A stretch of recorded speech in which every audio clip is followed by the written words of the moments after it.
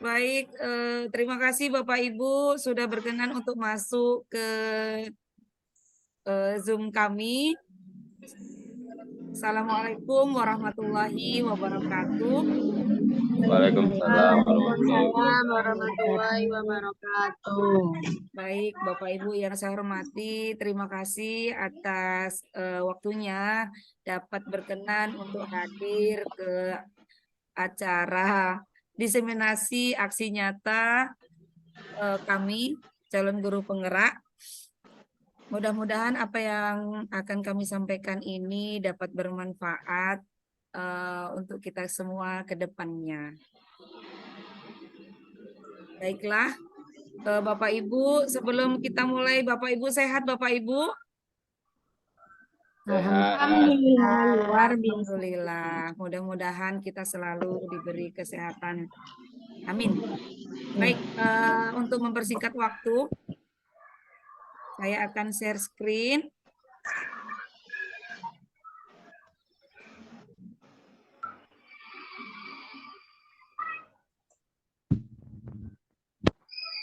Lihat Bapak Ibu.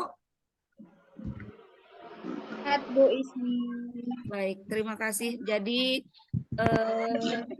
kegiatan diseminasi kami pada sore hari ini adalah tentang budaya positif. Bagaimana mewujudkan budaya positif dengan keyakinan kelas dan restitusi. Sebelum ke arah budaya positif, mungkin Bapak Ibu ada yang tahu tentang budaya positif?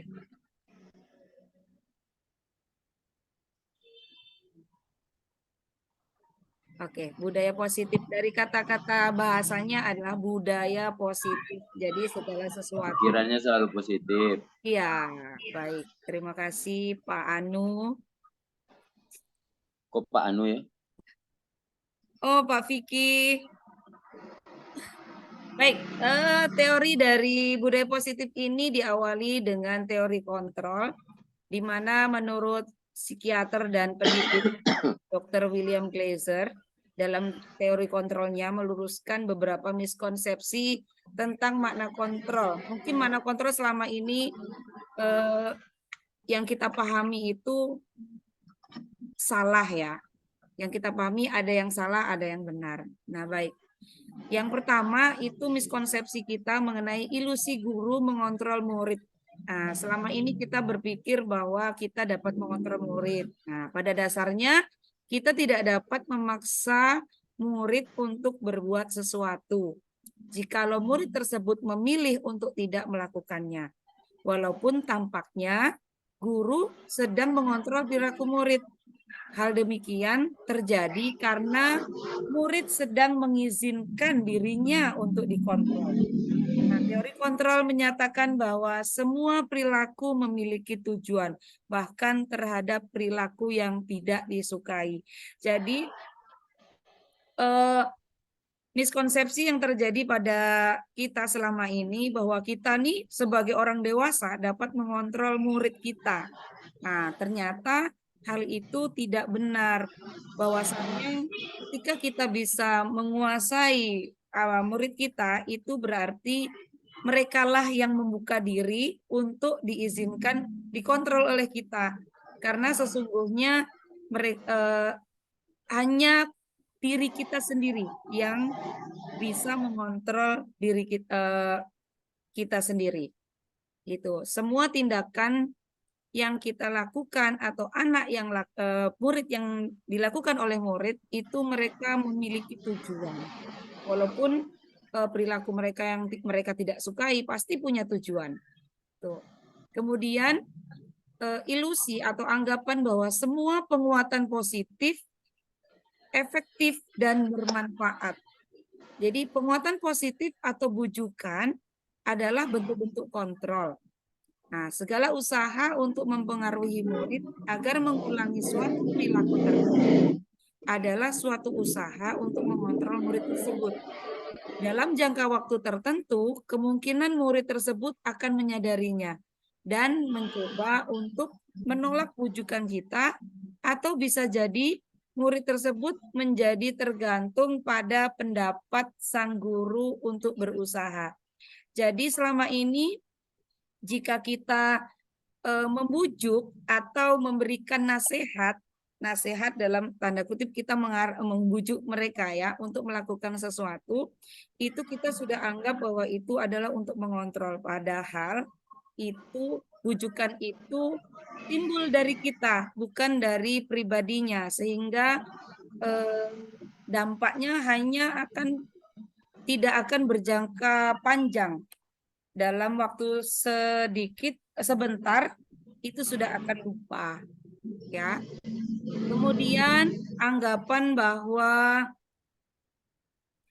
kritik dan membuat orang merasa bersalah dapat menguatkan karakter.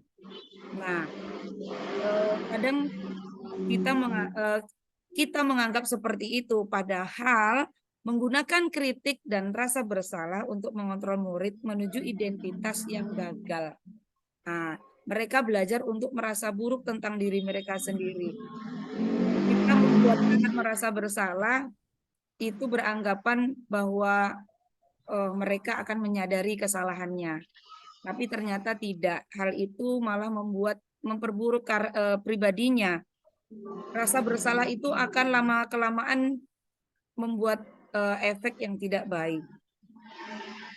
Kemudian anggapan bahwa orang dewasa memiliki hak untuk memaksa. Nah, kita orang dewasa akan menyadari bahwa perilaku memaksa tidak akan efektif untuk jangka waktu yang panjang dan sebuah hubungan permusuhan akan terbentuk. Nah, ini dalam hal misalnya pendisiplinan. Misalnya kita memaksakan anak, kamu harus begini, supaya bagus kamu harus begini. Nah, ternyata itu dalam hatinya tidak menerima, menolak, sehingga itu juga tidak akan berjangka panjang. Kontrol seperti ini itu tidak baik untuk dilakukan. Baik, untuk selanjutnya, bagaimana mengubah paradigma kepada pendekatan teori kontrol ini? Nah, stimulus respon yang sehari-hari kita lakukan itu realita atau kebutuhan kita sama. Ternyata pada teori kontrol itu kebutuhan kita berbeda. Nah, kemudian semua orang melihat hal yang sama. Ternyata dalam teori kontrol setiap orang memiliki gambaran yang berbeda. Kita mencoba mengubah orang agar berpandangan sama dengan kita. Kemudian di teori kontrol ternyata kita harus berusaha memahami pandangan orang lain tentang dunianya sebelum kita mengarahkan mereka untuk ke arah pandangan yang sama dengan kita. Perilaku buruk dilihat sebagai suatu kesalahan. Dalam teori kontrol, semua perilaku memiliki tujuan. Jadi tidak ada hal yang buruk. Segala sesuatu tidak ada yang anak lakukan itu tidak ada yang buruk. Pasti mereka ada tujuan untuk melakukan itu. Nanti kita akan bahas untuk selanjutnya. Kemudian orang lain bisa mengontrol saya. Ternyata di teori kontrol hanya Anda yang bisa mengontrol diri Anda sendiri. Saya bisa mengontrol orang lain, ternyata di teori kontrol tidak. Anda tidak bisa mengontrol orang lain. Pemaksaan ada pada saat bujukan gagal. Ternyata juga di teori kontrol itu berbalik. Kolaborasi dan konsensus atau kesepakatan bersama itu yang menciptakan pilihan-pilihan baru. Pada yang sering kita lakukan, model berpikir kita menang, siapa yang menang dan siapa yang kalah. Ternyata di teori kontrol, kita harus berpikir menang semua atau win-win solution. Tidak ada yang kalah, semua harus diuntungkan. Gitu. Baik, kita lanjutkan. Oke, disiplin positif, kebanyakan orang akan menghubungkan kata disiplin dengan tata tertib. Nah, selama ini kita akan seperti itu. Disiplin berhubungan dengan tata tertib, teratur, dan kepatuhan pada peraturan. Kata disiplin juga sering dihubungkan dengan hukuman. Padahal itu sesungguhnya berbeda. Karena belajar tentang disiplin positif tidak harus dengan memberikan hukuman ya Bapak Ibu. Justru itu adalah salah satu alternatif akhir dan kalau perlu tidak digunakan sama sekali. Jadi kita tidak guru tidak diperbolehkan memberikan hukuman kepada murid kita. Disiplin, mendisiplinkan anak itu tidak harus dengan kata hukuman karena hukuman itu terasa sangat mengerikan untuk anak-anak. Baik, Bapak Pendidikan kita Ki Hajar Dewantara menyatakan di mana ada kemerdekaan disitulah harus ada disiplin yang kuat. Meskipun disiplin itu bersifat self disiplin atau yaitu kita sendiri yang mewajibkan kita dengan sekeras-kerasnya, tetapi itu sama saja. Sebab jikalau kita tidak cakap melakukan self-disiplin atau disiplin diri, wajiblah penguasa lain mendisiplinkan diri kita. Dan peraturan demikian itulah harus ada di dalam suasana yang merdeka. Jadi sebaiknya disiplin itu muncul dari dalam diri kita masing-masing. Nah, itu adalah pemikiran Ki Hajar Dewantara mengenai pemikiran, konsepsi, keteladanan, sikap merdeka. Sebagai pendidik, tujuan kita adalah menciptakan anak-anak yang memiliki disiplin diri sehingga mereka bisa berperilaku dengan mengacu pada nilai-nilai kebajikan yang universal dan memiliki motivasi intrinsik, bukan ekstrinsik. Jadi disiplin muncul dari dalam dirinya, bukan dari pengaruh kita dari gurunya. Oke.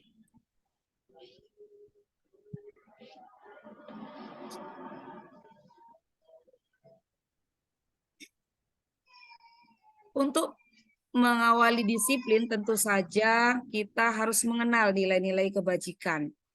Nah, disiplin sebagai bentuk kontrol diri yang tadi self-disiplin, yaitu belajar untuk kontrol diri agar dapat mencapai suatu tujuan yang mulia. Tujuan mulia di sini mengacu pada nilai-nilai atau prinsip mulia yang dianut oleh seseorang. Nah, kita namakan nilai tersebut sebagai nilai-nilai kebajikan atau virtues yang universal secara umum. Nilai kebajikan yang kita sekarang ini yang kita sedang gaung-gaungkan itu sudah ada di dalam profil pelajar Pancasila, yaitu beriman, bertakwa, dan kepada Tuhan Yang Maha Esa dan berakhlak mulia, mandiri, bernalar kritis, berkebinekaan global, gotong royong, dan kreatif.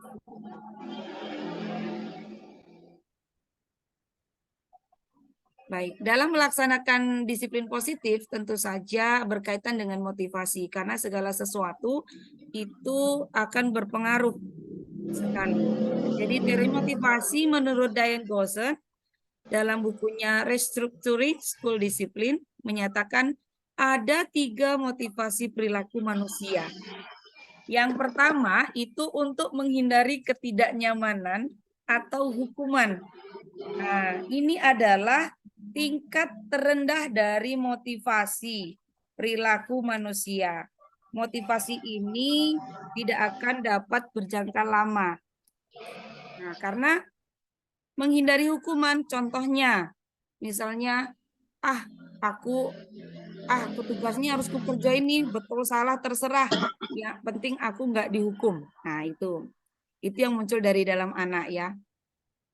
Itu rendah sekali. Karena apa? Motivasi dia menghindari hukuman. Dia tidak berusaha untuk mengerjakan yang sebenar-benarnya, yang penting nggak dihukum. Nah, seperti itu.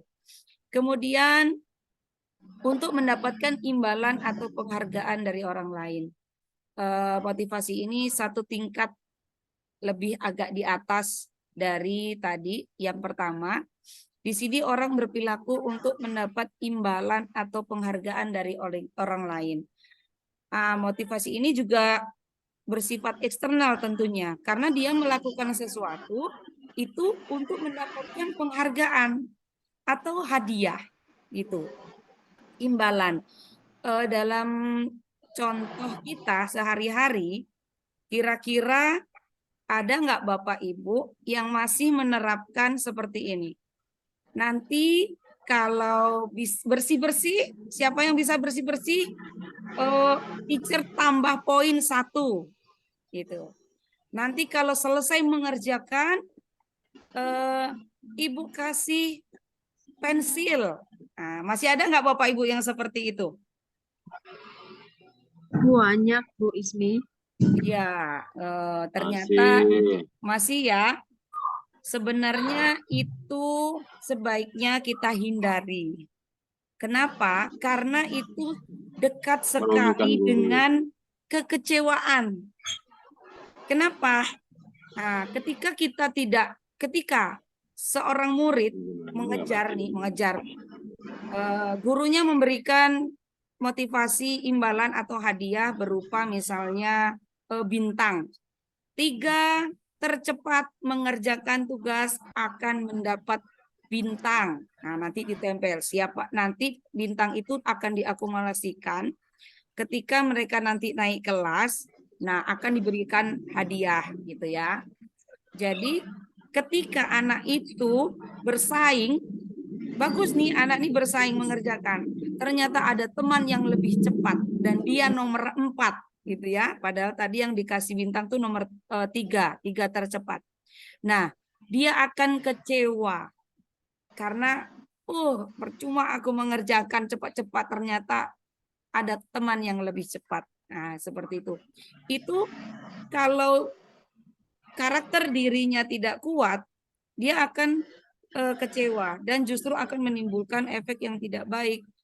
Males lah, paling orang-orang itu juga nanti yang dapat. Gitu ya.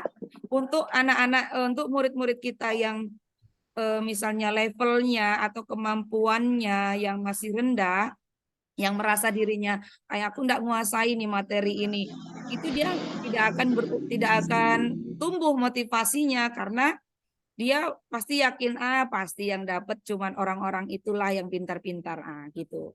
Jadi sebaiknya penghargaan dan hadiah ini jangan kita berlakukan lagi ya Bapak Ibu di kelas. Baik. Yang ketiga, untuk menjadi orang yang mereka inginkan dan menghargai diri sendiri dengan nilai-nilai yang mereka yakini.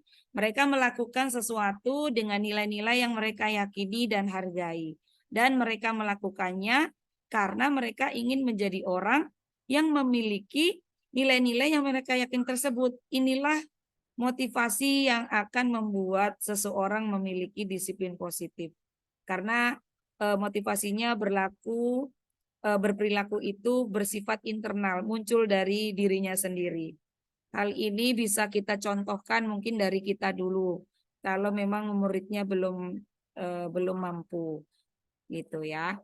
Jadi kalau muncul dari dalam diri kita sendiri, motivasi itu, insya Allah semua tidak akan muncul rasa kecewa dan efeknya akan berjangka panjang.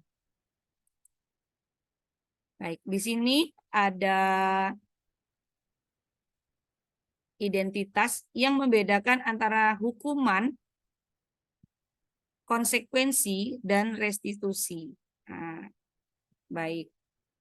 Tidak nyaman dalam hukuman itu tidak nyaman untuk murid, anak untuk jangka waktu yang panjang. Kemudian kalau konsekuensi tidak nyaman untuk murid untuk jangka waktu yang pendek.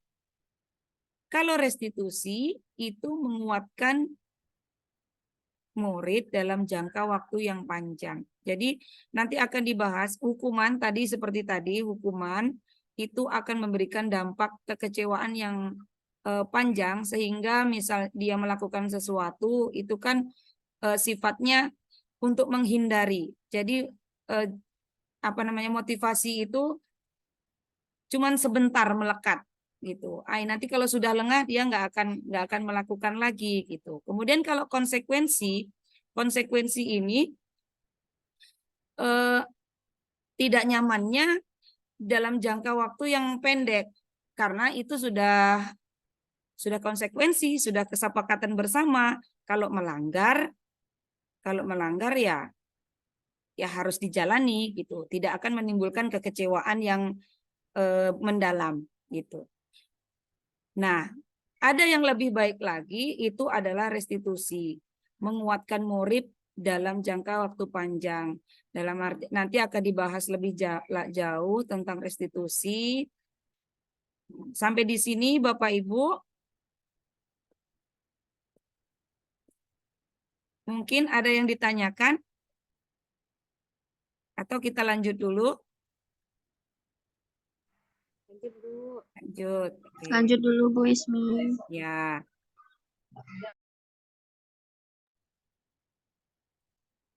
Baik. Nah, di sini ada beberapa pertanyaan. Coba Bapak Ibu analisa apakah ini yang termasuk hukuman atau konsekuensi. Yang pertama, lari mengelilingi lapangan basket 2 kali karena terlambat hadir ke sekolah. Nah, menurut Bapak Ibu ini konsekuensi atau hukuman?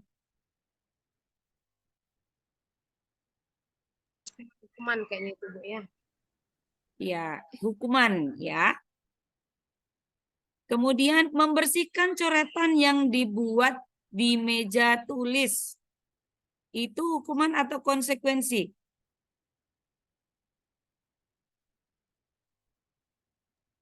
Konsekuensi kayaknya Bu. Karena dia sendiri yang coret, dia yang hapusnya ya Bu. Ya, betul sekali Bu Rani.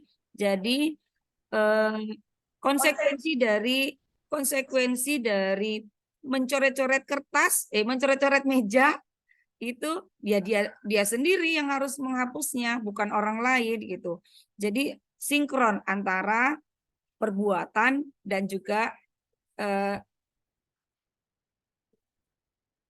alasan konsekuensinya. Kemudian murid diminta untuk push up 15 kali karena tidak menggunakan masker ke sekolah. Nah, ini konsekuensi atau hukuman? Hukuman. Hukuman. Kenapa hukuman, Bu Elsa? Karena ada ketidaksesuaian antara menggunakan masker dengan hukumannya push up. Iya, betul sekali Bu Elsa. Karena kalau nggak menggunakan masker kok disuruh push up, itu nggak nyambung sama sekali ya. Iya, sebaiknya diberikan saran untuk menggunakan masker atau memberikan masker. Nah, kita untuk lanjut ke budaya positif, tentu saja kita harus tadi itu meyakini nilai-nilai kebajikan. Nah, untuk meyakini nilai-nilai kebajikan, menanamkan hal itu ke dalam anak-anak, ke dalam diri anak-anak, kita dapat lakukan melalui keyakinan kelas. Sebelum kita lanjut ke sana, ini ada pertanyaan. Mengapa kita memiliki peraturan tentang penggunaan helm pada saat mengendarai kendaraan roda 2 atau motor? Nah, kenapa Bapak Ibu? Supaya selamat di jalan, Bu Ismi. Supaya selamat. Ya, terima kasih Bu Nini. Ada lagi? Supaya tidak kena hukum sama Pak Polisi, Bu. Supaya tidak kena hukum Pak Polisi. Baik. Jadi keyakinan setiap orang itu berbeda-beda ya. Tapi pada dasarnya ada semua untuk demi keselamatan. Ya, keselamatan ditangkap Pak Polisi, keselamatan atas kecelakaan ya. Semuanya meyakini kalau nggak pakai helm nanti tidak selamat gitu ya. Kemudian mengapa kita memiliki peraturan tentang penggunaan masker dan mencuci tangan setiap saat?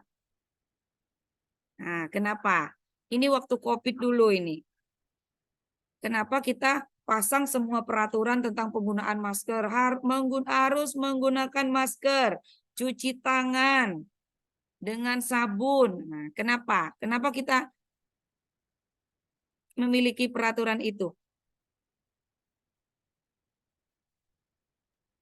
Supaya lebih bersih aja ya Bu ya kita.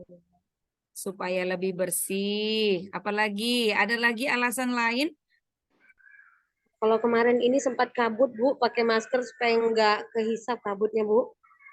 Ya, supaya untuk agar kita tidak sakit, agar terhindar dari sakit. Jadi kita meyakini bahwa menggunakan masker, mencuci tangan itu dapat menghindari kita dari penyakit. Nah, keyakinan-keyakinan seperti itu tertanam dalam diri kita sehingga tanpa disadari kita sendiri mau kemana-mana pakai masker.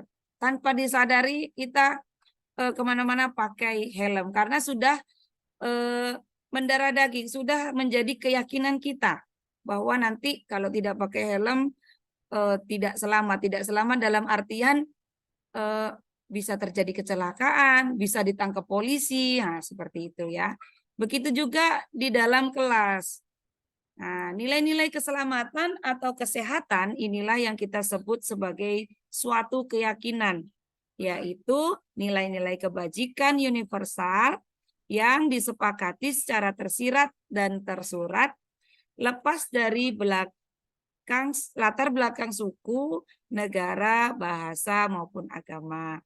Seseorang akan lebih tergerak dan bersemangat untuk menjalankan keyakinannya daripada hanya sekedar mengikuti serangkaian peraturan tertulis tanpa makna. Murid-murid pun demikian, mereka perlu mendengarkan dan memahami arti sesungguhnya tentang peraturan yang diberikan. Apa nilai-nilai kebajikan di balik peraturan tersebut? Apa tujuan utamanya? Dan menjadi tidak tertarik atau takut sehingga hanya sekedar mengikuti serangkaian peraturan-peraturan yang mengatur mereka tanpa memahami tujuan mulianya. Mungkin kita sebagai guru bisa menekankan atau mengingatkan. Setiap hari Senin kan anak-anak selalu membaca tuh janji siswa. Nah, itu di dalam janji siswa itu banyak sekali hal-hal yang harus ditaati. Jadi bagaimana caranya kita bisa menjadikan janji siswa itu memang benar-benar tumbuh dari dalam dirinya, bukan sekedar janji saja yang nantinya hanya sekedar itu cuman perlu diucapkan saat upacara saja, gitu ya Bapak Ibu ya. Baik, ini keyakinan kelas. Kalau dulu mungkin kita memahami tentang kesepakatan kelas. Nah, baik, kesepakatan kelas.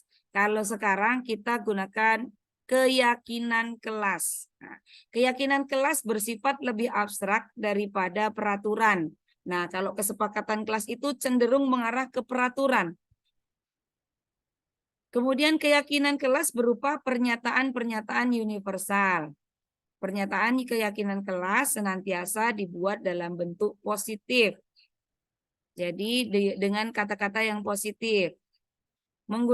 Keyakinan kelas hendaknya tidak terlalu banyak sehingga mudah diingat dan dipahami oleh semua warga kelas. Jadi kalau membuat keyakinan kelas itu misalnya benar-benar berdasarkan kesepakatan, benar-benar harus tidak usah terlalu banyak sehingga anak bingung nanti. Sedikit saja yang penting mereka ingat dan mereka bisa laksanakan. Kemudian semua warga kelas hendaknya ikut berkontribusi dalam pembuatan keyakinan kelas lewat kegiatan curah pendapat. bersedia meninjau kembali keyakinan kelas dari waktu ke waktu. Nah, di sini seandainya sudah ada keyakinan kelas di awal misalnya. Nah, tapi kok ada sesuatu dari keyakinan kelas itu tidak relevan lagi. Nah, ada yang lebih baru lagi untuk diyakini. Nah, itu bisa ditinjau kembali. Nah, kemudian inilah langkah-langkah untuk pembentukan keyakinan kelas. Yang pertama, itu mempersilahkan warga sekolah atau murid-murid dalam kelas untuk bercurah pendapat tentang peraturan yang perlu disepakati di dalam kelas. Mencatat semua masukan-masukan murid atau warga sekolah di papan tulis atau di kertas besar berukuran poster, di mana semua anggota kelas bisa melihat hasil curah pendapat tersebut. Kemudian susunlah keyakinan kelas sesuai prosedur. Nah, pembentukan keyakinan kelas, gantilah kalimat-kalimat dalam bentuk negatif menjadi positif. Nah, contohnya, jika selama ini kan kita membuat peraturan itu tidak boleh di sini jangan berlari di kelas atau koridor. Nah, diganti menjadi berjalanlah di kelas atau di koridor. Tidak boleh buang sampah sembarangan. Nah, kita ganti jadi kalimat positifnya. Kira-kira apa kalimat positifnya, Mbak Ibu? Buanglah sampah pada tempatnya. Iya, betul sekali Bu Rani, kalimat positifnya. Nah, jadi sebisa mungkin kita jangan gunakan kata-kata negatif. Supaya nanti dampaknya juga positif ke anak gitu. Tinjau kembali daftar curah pendapat yang sudah dicatat. Anda mungkin akan mendapati bahwa pernyataan yang tertulis di sana masih banyak yang berupa peraturan-peraturan. Selanjutnya, ajak murid-murid untuk menemukan nilai kebajikan atau keyakinan yang dituju dari peraturan tersebut. Contoh, berjalan di kelas, dengarkan guru, datanglah tepat waktu, berada di bawah satu payung, yaitu keyakinan untuk saling menghormati. Kemudian atau nilai kebajikan hormat. Keyakinan inilah yang dimasukkan dalam daftar yang disepakati. Kegiatan ini juga merupakan pendalaman pemahaman bentuk peraturan ke keyakinan kelas.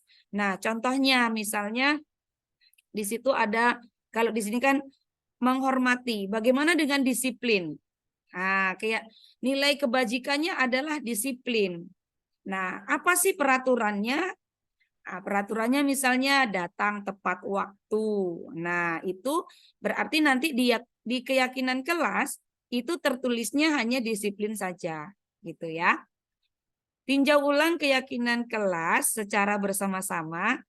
Seharusnya setelah beberapa peraturan telah disatukan menjadi beberapa keyakinan, maka jumlah butir pernyataan keyakinan akan berkurang. Sebaiknya keyakinan kelas tidak terlalu banyak, bisa berkisar 3 sampai 7 saja. Bila mana terlalu banyak, maka warga kelas akan sulit mengingatnya dan akibatnya sulit untuk dijalankan. Nah, gunanya untuk meninjau ulang itu jika ada keyakinan kelas yang sudah tidak relevan, nanti bisa diganti dengan nilai kebajikan yang lainnya yang memang urgent untuk dilaksanakan. Setelah keyakinan kelas selesai dibuat, maka semua warga kelas dipersilahkan meninjau ulang dan menyetujuinya dengan menandatangani keyakinan kelas tersebut, termasuk guru dan muridnya. Ya, keyakinan kelas selanjutnya bisa dilekatkan di dinding di tempat yang mudah dilihat semua warga kelas, supaya jika terjadi pelanggaran, ada yang tidak melaksanakan keyakinan kelas langsung bisa terlihat. Itu. Baik, ini ada contoh keyakinan kelas. Keyakinan kelas 1, setiap anggota kelas perlu belajar. Setiap anggota kelas perlu senang. Setiap anggota kelas perlu melakukan tugas. Setiap anggota kelas perlu saling menghargai. Setiap anggota kelas perlu merasa aman. Nah, dari keyakinan kelas ini, anak-anak harus sudah tahu sebelum dituangkan dalam kalimat ini, harus sudah tahu apa sih yang termasuk setiap anggota kelas ini perlu merasa aman, gitu ya. Nah, contohnya tidak saling mengganggu.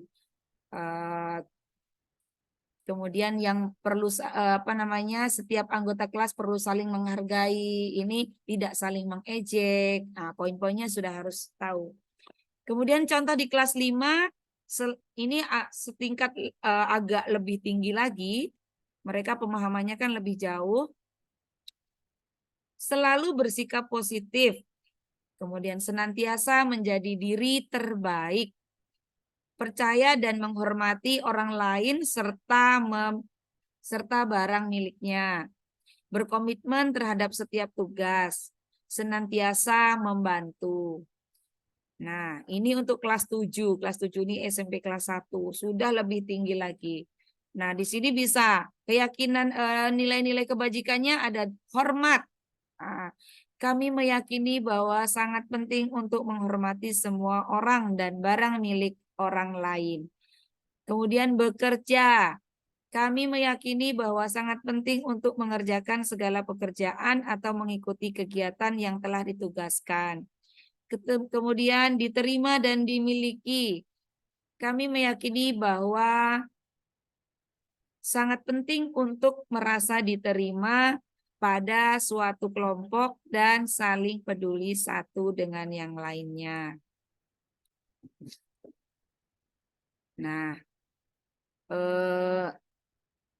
untuk pembentukan keyakinan kelas di kelas rendah itu membutuhkan sedikit cara yang berbeda ya Bapak Ibu. Kalau kelas tinggi mungkin sudah langsung bisa menentukan poin-poin dari nilai-nilai kebajikan tadi.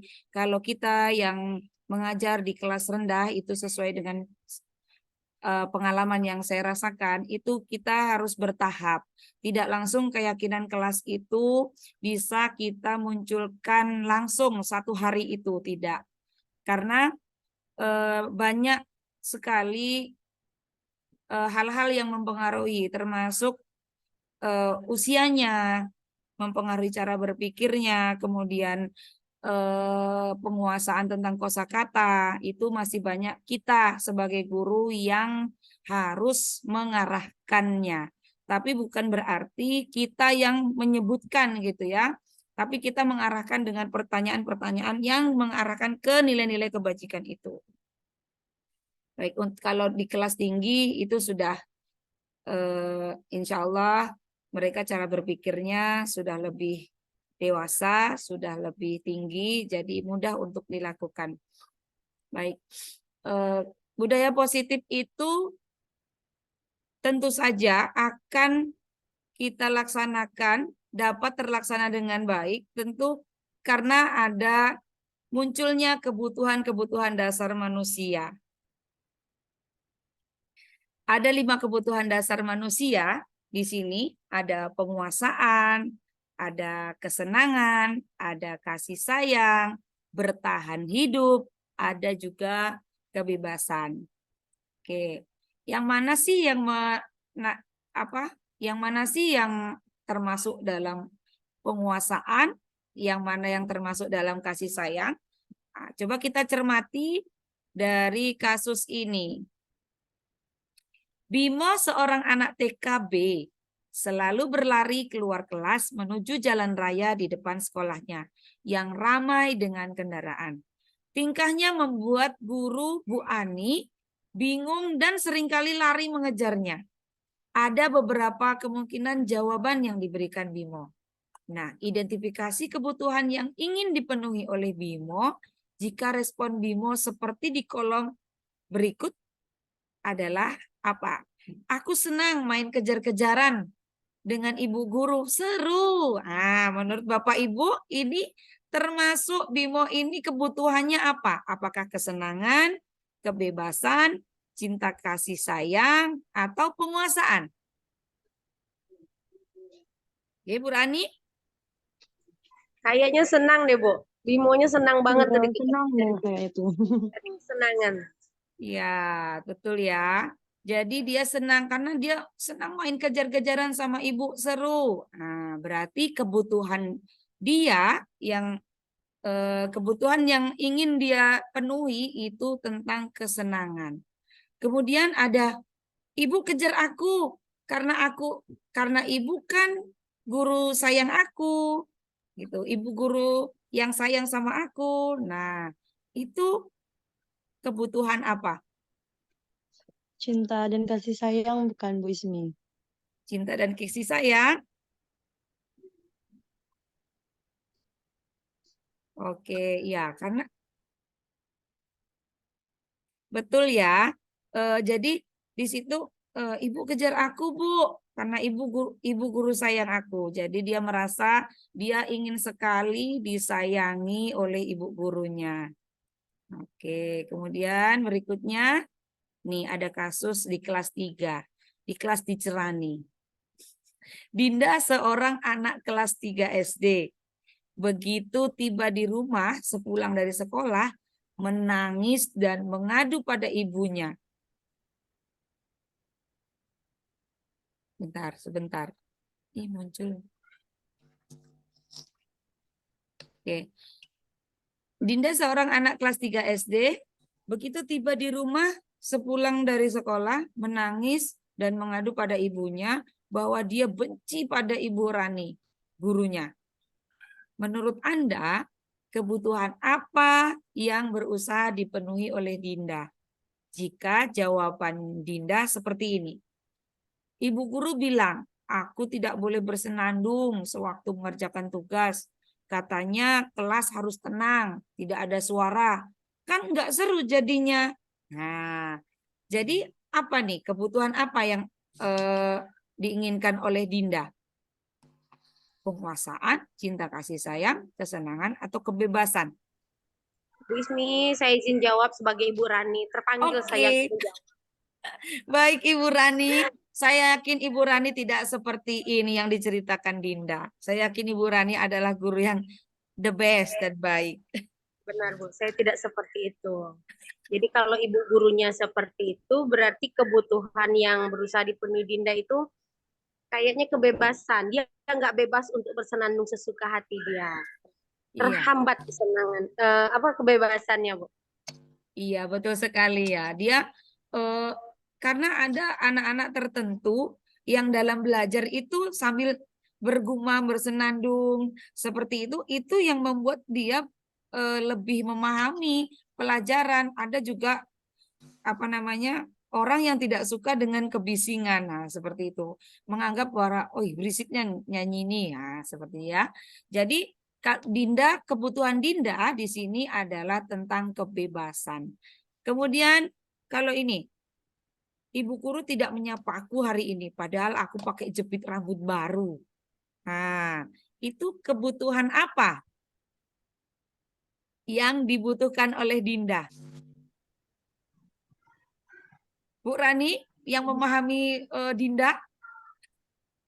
Kalau dari segi saya, Ibu Rani yang baik hati, saya ini selalu memperhatikan murid saya, Bu. Berarti Dinda ini butuh perhatian nih. Jadi hal-hal yang baru itu harus diperhatiin. Berarti butuh kasih sayang dia itu, Bu. Iya, mungkin dia memang butuh perhatian ya. Jadi, ih, Bu Rani ini kok nggak lihat ya, aku pakai jepit baru. Nah, ini pengalaman untuk kita juga ya, Bapak Ibu. Kadang kebutuhan anak kita ini berbeda-beda. Di sini betul, kebutuhan Dinda itu ingin disayang oleh gurunya tentang cinta dan kasih sayang. Mungkin dia di rumah kurang diperhatikan. Nah, jadi itu dibawa ke sekolah. Jadi dari kasus-kasus ini kita bisa belajar bagaimana kita kan sudah memahami bagaimana anak-anak di kelas kita ya secara tidak langsung karakter-karakter mereka. Mana yang mereka ingin kebebasan, mana yang mereka membutuhkan kesenangan, mana yang membutuhkan kasih sayang. Nah, jadi kita harus fasilitasi dengan cara yang tepat gitu. Terima kasih Bu Rani yang sudah memahami sekali muridnya di sini. Sama-sama, Bu Esti. Mohon maaf ada kasusnya dengan Ibu Rani. Berarti saya terkenal tuh. Terkenal sekali. Baik, selanjutnya, nah, untuk melanjutkan nilai-nilai keyakinan tadi, kemudian dibuat jadi keyakinan kelas. Nah, di sini ada salah satu langkah untuk bagaimana mengatasi atau menyelesaikan permasalahan tanpa hukuman dan tadi ya sesuatu yang membuat kecewa ke anak, yaitu restitusi dan kaitannya dengan posisi kontrol dan juga segitiga restitusi. Nah, yang belum memahami tentang restitusi di sini adalah restitusi itu proses menciptakan kondisi bagi murid untuk memperbaiki kesalahan mereka sehingga mereka bisa kembali pada kelompok mereka dengan karakter yang lebih kuat. Restitusi juga adalah proses kolaborasi yang mengajarkan murid untuk mencari solusi untuk masalah dan membantu murid berpikir tentang orang seperti apa yang mereka inginkan dan bagaimana mereka harus memperlakukan orang lain. Itu menurut Chelsom Gosen. Restitusi membantu murid menjadi lebih memiliki tujuan, disiplin positif, dan memulihkan dirinya setelah berbuat salah. Dain Gosen dalam bukunya Restitution, Restruction School Discipline, telah merancang sebuah tahapan untuk memudahkan para guru dan orang tua dalam melakukan proses untuk menyiapkan anaknya untuk melakukan restitusi, bernama segitiga restitusi atau restitution triangle. Nah, berdasarkan teori kontrol dari William Glaser, Dain Gosen berkesimpulan ada 5 posisi kontrol yang diterapkan seorang guru, orang tua, ataupun atasan dalam melakukan kontrol. Kelima posisi kontrol tersebut adalah ada penghukum, ada pembuat rasa bersalah, ada teman, pemantau, dan manajer. Nah, kira-kira sudah dapat bayangan ya Ibu dari kata-kata penghukum. Ngeri sekali. Pembuat rasa bersalah, sebagai teman, sebagai pemantau, CCTV, dan manajer. Oke, baik. Di sini 5 posisi kontrol di sini. Ada perbedaannya.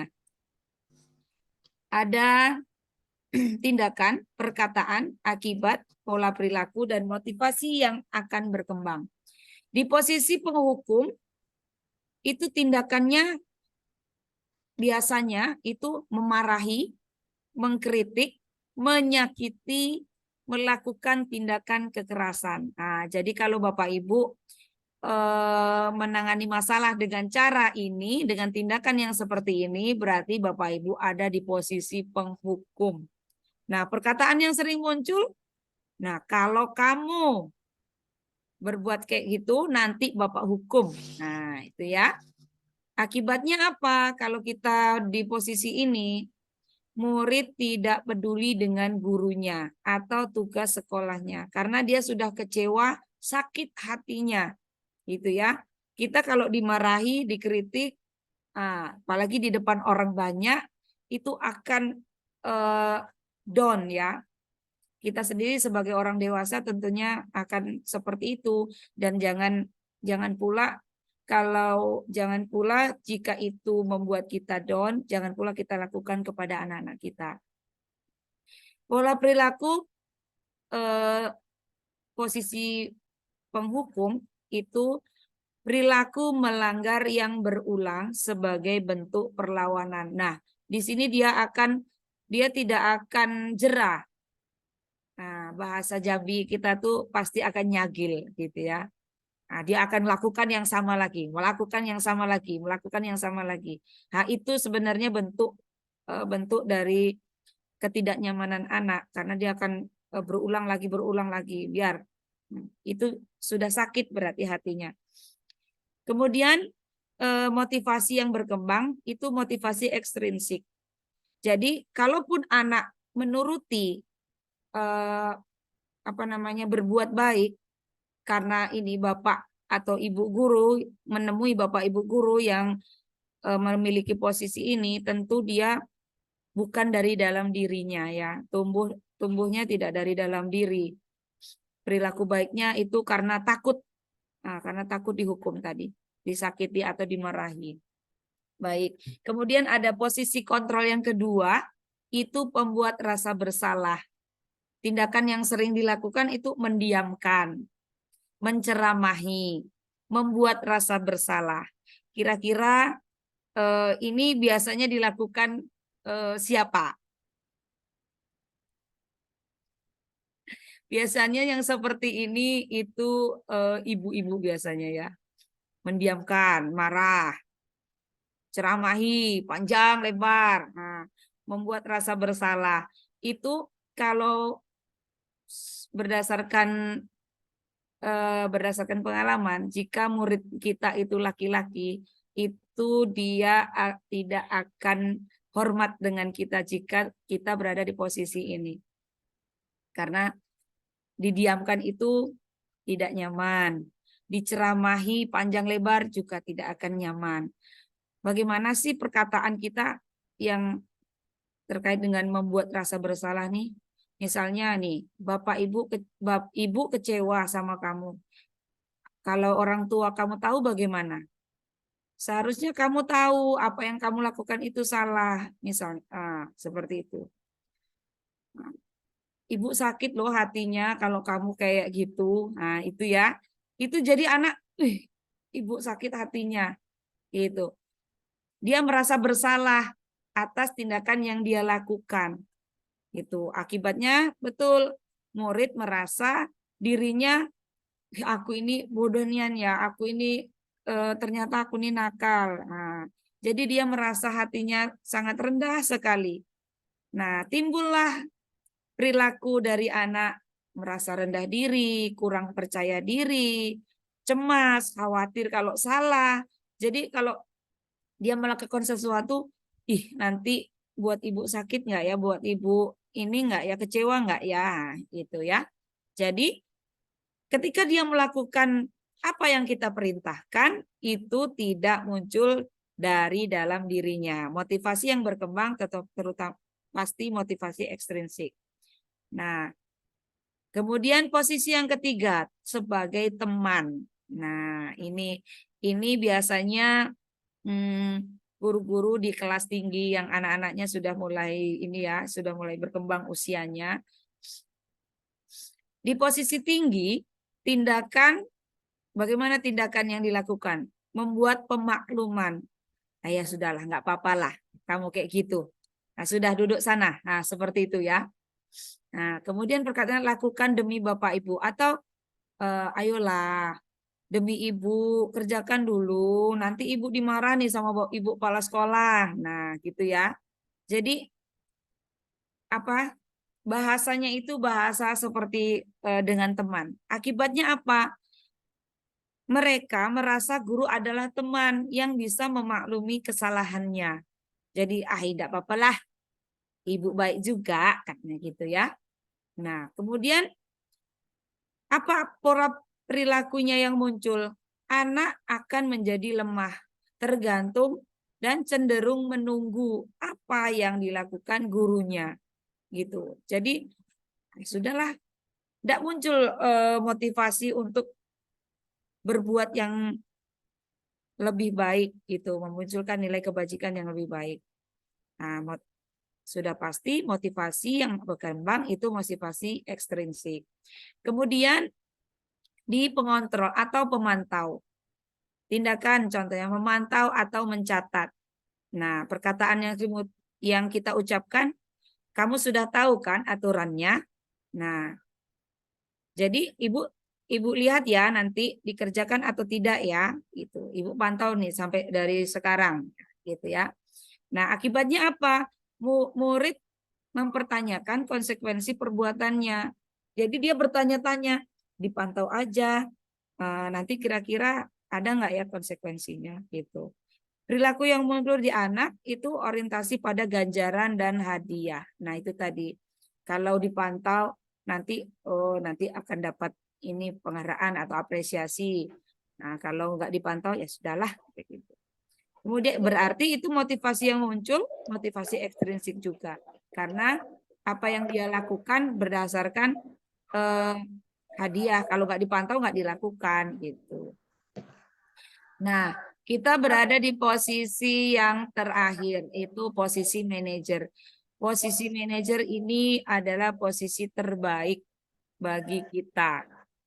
Nah, sebaiknya kita berada di posisi ini semua ya Bapak Ibu. Belajar, jika tidak belum mampu, kita belajar pelan-pelan, kita sama-sama belajar.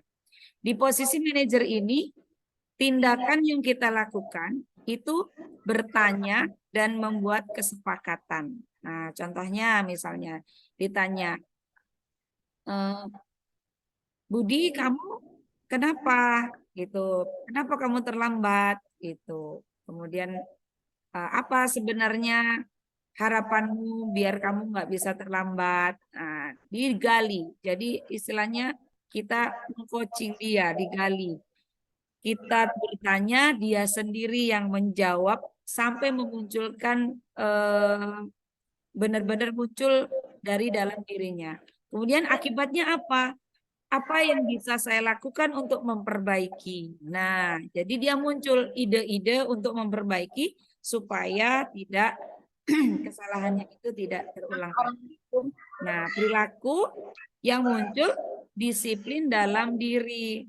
Jadi ketika dia sudah bisa memaknai kesalahan atau memaknai kekurangannya, itu berarti dia sudah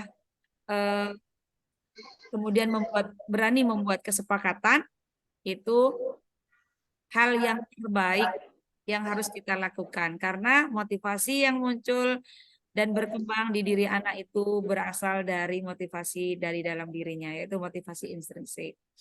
Baik.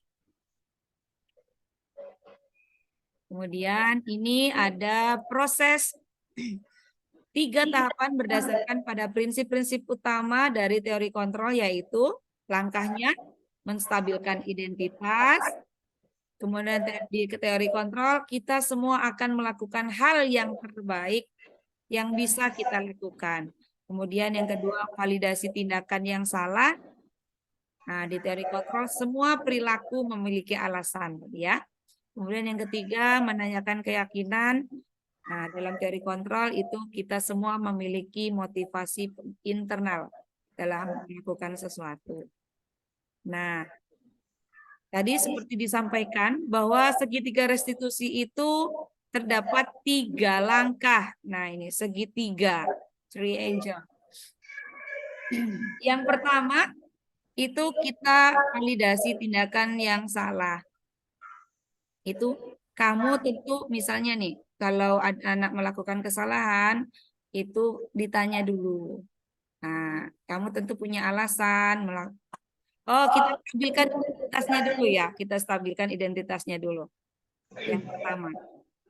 Setiap orang pasti pernah melakukan kesalahan. Kamu bukan satu-satunya yang melakukan kesalahan.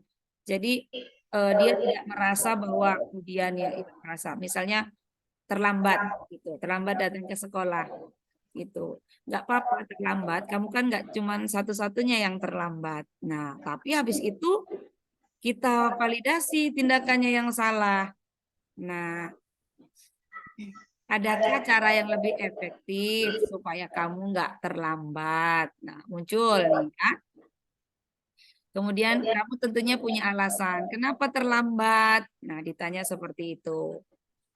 Setelah anak menjawab, mampu menjawab, barulah kita menanyakan keyakinannya.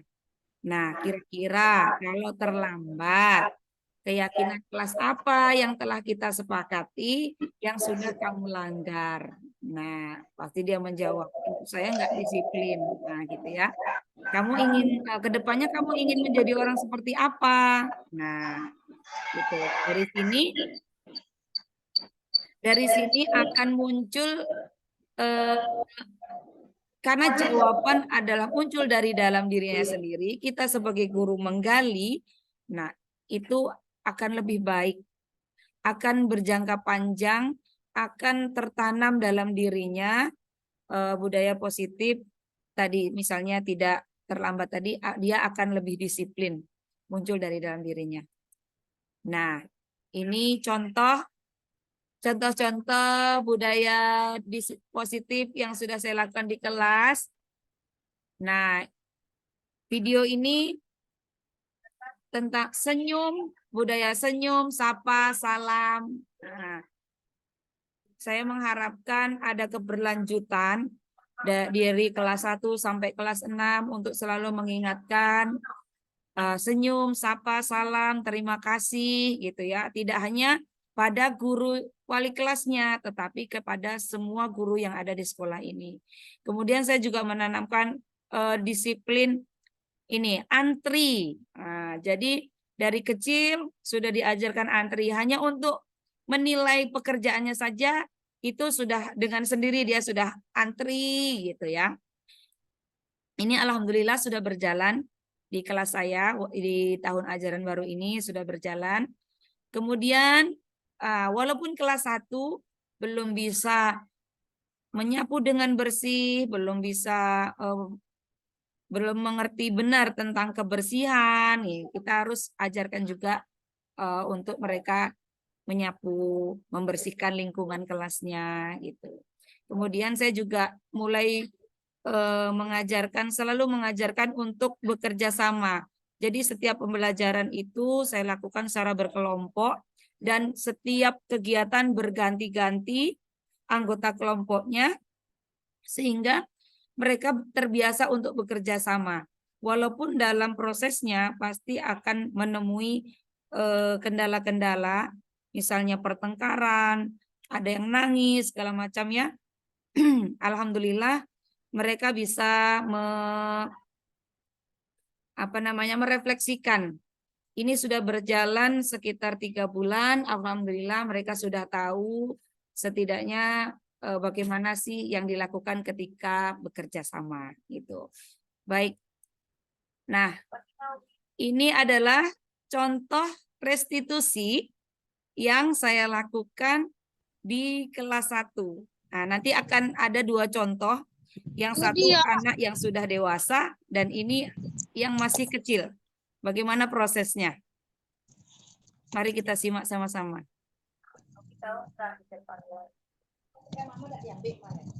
Dak.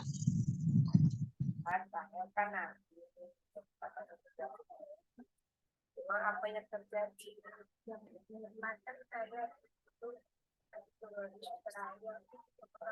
Padahal saya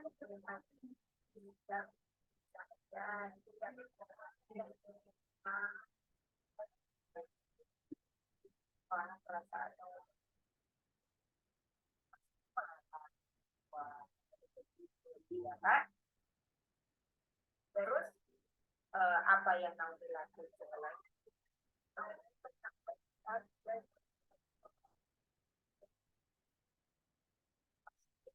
alasan kenapa mengatakan saya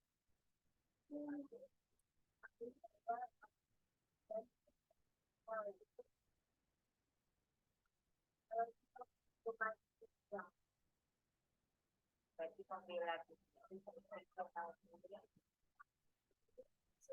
namanya harus kita isi dulu sama Rahel ya. Dan kita isi belum sama Rahel. Tapi Rahel tahu namanya saya. Tahu. Coba sekarang dia lakukan takut Rahel nanti terus sesuai nggak sama keyakinan hati nurani mau benar nggak itu? Kenapa? Karena kita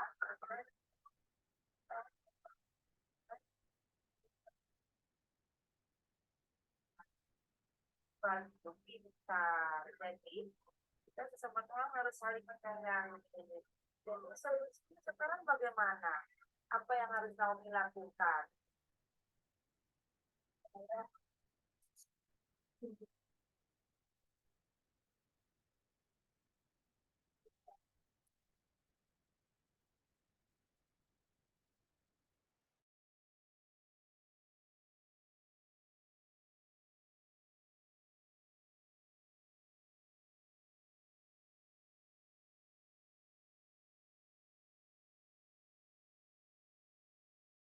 Baik,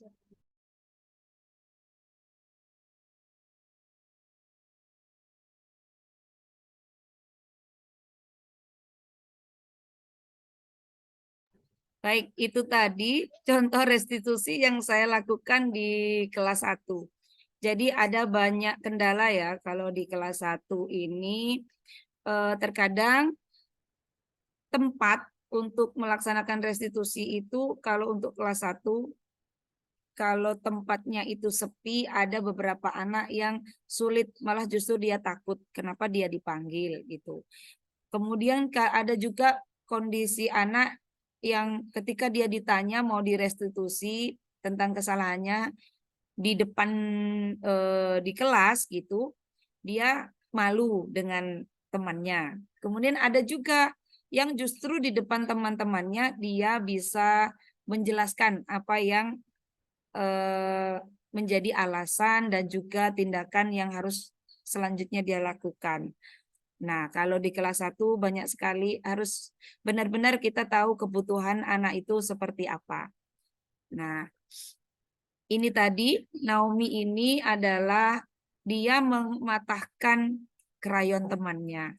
Kemudian dia marah dan yang punya krayon sampai nangis. Nah, jadi dia tahu tindakan dia itu salah dan apa yang harus dilakukan itu tidak sesuai dengan keyakinan yang ada dalam dirinya bahwa sebagai teman kita harus saling menghargai dan menyayangi. Dan kemudian apa yang harus dia lakukan selanjutnya, dia sudah memahami. Kemudian ini untuk selanjutnya ada contoh untuk yang di kelas tinggi atau yang sudah dewasa, mungkin Bapak Ibu lebih bisa memahami ya daripada contoh yang ini.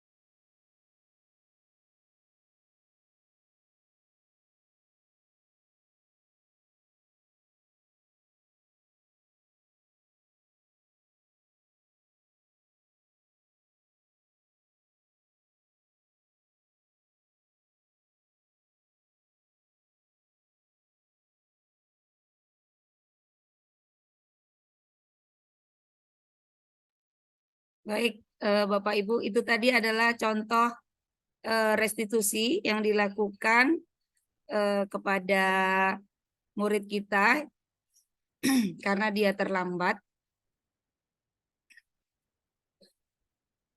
Nah, alhamdulillah sudah sampai pada akhir kegiatan ini. Sebelum saya tutup kegiatannya, mungkin kita bisa merefleksikan apa yang sudah saya sampaikan tadi terkait pembelajaran penting apa yang didapat pada pertemuan hari ini Kemudian adakah pemikiran yang berubah setelah mempelajari budaya positif hari ini? Dan yang ketiga, hal apa yang masih membingungkan pada pembahasan budaya positif? Dan bagaimana dari pembelajaran hari ini yang dirasa paling menyenangkan? Nah, nanti akan saya share link Jamboard ini atau bisa disampaikan ke link ke chat atau secara langsung. Saya mohon perwakilannya pada Bapak Ibu.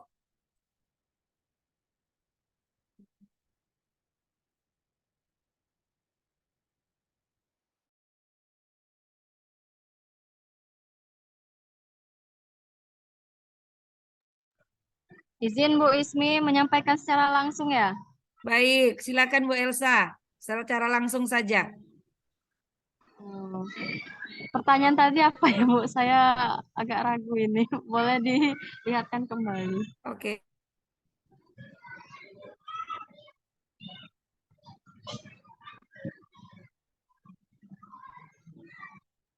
Pembelajaran penting apa yang didapat pada pertemuan hari ini?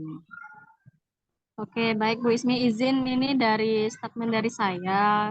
Yang saya dapat hari ini itu yang pertama saya menjadi tahu bahwa pengontrolan yang baik itu adalah yang memunculkan motivasi intrinsik atau motivasi yang tumbuh langsung dari dalam diri siswa. Dan ternyata banyak kesalahan-kesalahan yang dilakukan oleh guru yang kita sudah pikir baik, ternyata itu berdampak hal-hal yang akan menghasilkan pengaruh buruk terhadap siswa kita sendiri.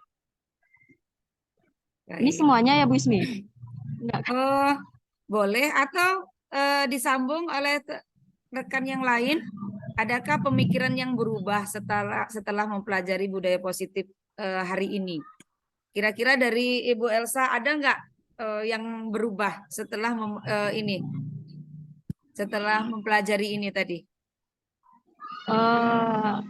Insya Allah ada, karena sudah mengerti dengan apa yang disampaikan oleh Bu Ismi, itu merubah pemikiran saya tentang cara-cara mengontrol, memberikan pengontrolan yang baik terhadap anak. Baik. Perubahan lah Bu. Mudah-mudahan kita semua dapat belajar bersama untuk berubah ya Ibu ya. Untuk kebaikan anak-anak kita semua. Baik, untuk pertanyaan ketiga dan keempat, Ibu Rani. Ya, Bu Ismi, Dipersilakan Ibu Rani. kayaknya kalau nomor 3, hal apa yang masih membingungkan? Pokoknya ada satu hal yang mengganjal di diri saya. Pada saat menstabilkan identitas anak, kita kan mengatakan tidak apa-apa berbuat salah. Nah, saya takutnya kalimat itu jadi bumerang bagi diri kita sendiri. Nanti mereka jawab, kok ibu kemarin enggak apa-apa, katanya. Kan bisa kayak gitu, Bu Ismi. Menurut Bu Ismi bagaimana? Baik, itu kita harus imbangi ya, kata-kata itu jangan dipotong sampai di situ gitu. Jadi tidak apa-apa berbuat salah, kawannya juga, semua orang juga berbuat salah, tapi bagaimana kita supaya tidak melakukannya. Nah, kita harus tekankan di situ, kita harus kemudian kita validasi dengan kesalahan dia, kemudian kita yakinkan bahwa sebenarnya yang dia lakukan itu salah. Jadi dia tidak terfokus dengan apa yang kita ucapkan tadi. Nah, kata-kata itu memang riskan sekali ya. Tapi kita sebaiknya kita memang memperjelas. Kita tuh semua berbuat salah. Manusia kan tempatnya salah gitu kan. Yang benar memang yang sempurna hanya Tuhan gitu. Tapi bagaimana caranya kita tidak berbuat hal yang seperti itu. Nah, harus kata-kata itu harus memang benar-benar kita perjelas kepada anak gitu ya. Kemudian terima kasih Ibu Rani. Yang keempat mungkin Ibu Nini. Masih ada Ibu Nini?